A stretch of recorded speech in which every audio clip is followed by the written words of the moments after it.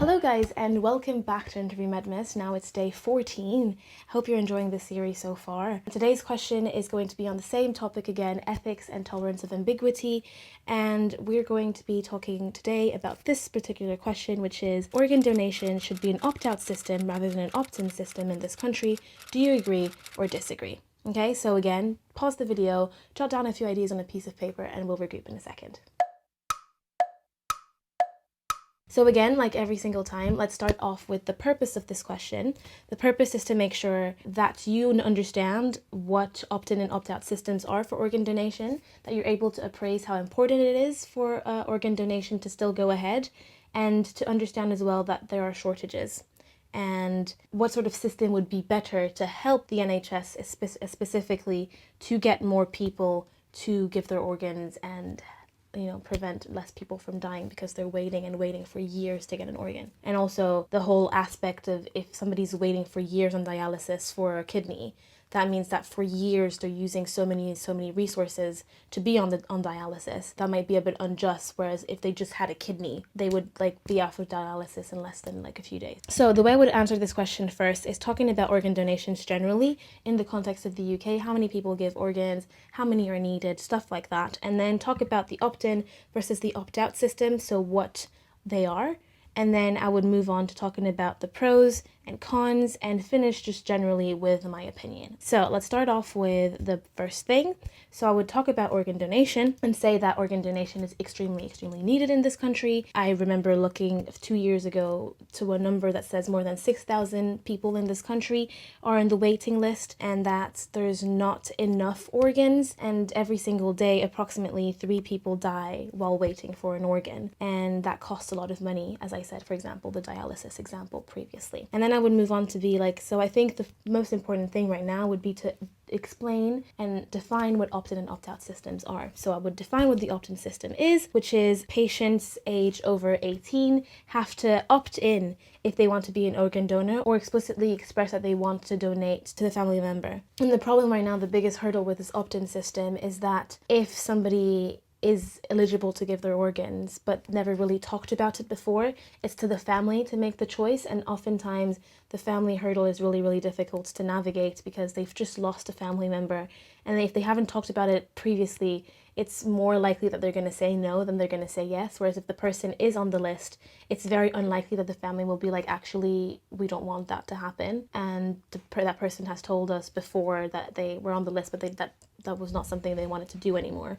If they are on the list, more likely than not, they will give the organs. And then the opt-out system is basically patients over the age of 18 and above will have to opt out if they don't want to be an organ donor. So basically everybody is an organ donor past the age of 18. And if you explicitly don't want to be, you have to do procedures to be like, I don't want to be on that list, take my name out of it, basically. And I think that the next thing you would have to talk about are the pros and cons of the opt-out system. So let's start with the pros. The pros could be increasing the amount of donors, and stemming off from that, the number of lives that could be saved increases drastically as well. Another thing that you could talk about is the gift of life, which is, amazing. So these are only 3 of them. I think you would have to find a few others and flesh them out a bit more to make this answer a lot more powerful. But these are 3 that I had here. Then the cons of opt-out, first of all, is that it's a passive choice. You kind of lose your autonomy. Again, if you talk about the pillars, you kind of lose your autonomy. The proposed change implies that our bodies belong to the state as soon as we're dead, and this assumption is quite offensive. The organs removal without the express wish of the deceased could be distressing for the family as well. And then also the proposed change in the law is kind of open to be, used in abusive ways, where with the possibility of death being quickened to secure an organ needed for some other patient. So that was the third one that I had for the cons.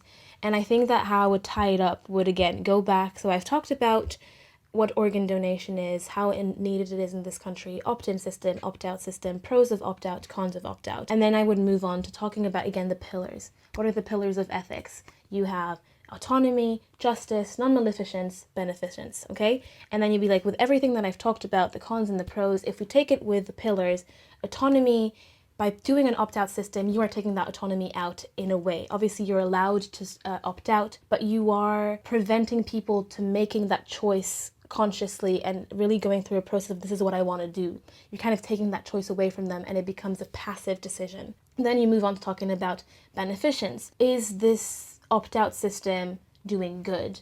Well, in one aspect, it is doing good for all of the people that are waiting organ donations, and it's preventing them from dying unnecessarily, because they could have an organ and then survive and have a second chance with life. But on the other hand, is it, doing good in the family of the person that just lost a family member, and then directly talking about taking their organs and giving them to somebody else when they're still in the grieving process? Maybe that's not doing the best for the mental health of the family, and it can cause a lot of distress, a lot of confusion, and deep discussions and conflict within family members because they didn't really know about the opt-out system and they wouldn't have accepted to it, and they don't want to do that. And it can cause a lot of distress as well. And so in that case, are you really doing good for the family of the deceased now? Okay. And then the do no harm, so non-maleficence. In the case of the person that's receiving the organ, you're not doing harm, you're doing actually good. Again, in the case of the family, maybe you were harming the family a little bit, causing them extra distress, but then is that extra distress more important than saving the life and gifting, a second chance to life with the other patient? That's, again, something that would need discussion, and you would need to make an opinion on that. And then justice, again, it's an opt-out system. You are increasing justice because that means that less people will be unnecessarily put on dialysis, put on so many really, really expensive procedures to keep them alive, when they could just get an organ and then move on, move on with life and, recover and have a second chance. And by doing an opt-in system, you're preventing that, and you're using resources that could be used for people that actually require them and they couldn't get an organ to survive. Whereas all the people that could just get an organ, then they could just be off of dialysis, for example, and then that resources could be used for somebody else that would need it as well. So I think that would be how I would close the question. And again, talk about my opinion just generally. So then you would have to talk about your opinion, make a decision on that. Do you agree or do you disagree based on everything you've said? And yeah, I think this question is over. I hope this helped you guys a little bit. You would have to do a bit more research to put up to date the numbers, if how many people need organ donations nowadays, because I have here that it's written that the opt-out system was planned to come into 2020 in the UK, but I don't know if that really happened, so you would have to check that as well, just to make sure that you're not making any mistakes. Check your definitions again. And yeah, I hope this video was useful. I hope that you learned a little bit about organ donation and the opt-in and opt-out system. And if you did and you enjoyed this video, please subscribe to my channel, like this video, and share this video with other people that could benefit from it as well. And without further ado, I'm going to go, and I'm going to see you tomorrow for day 15.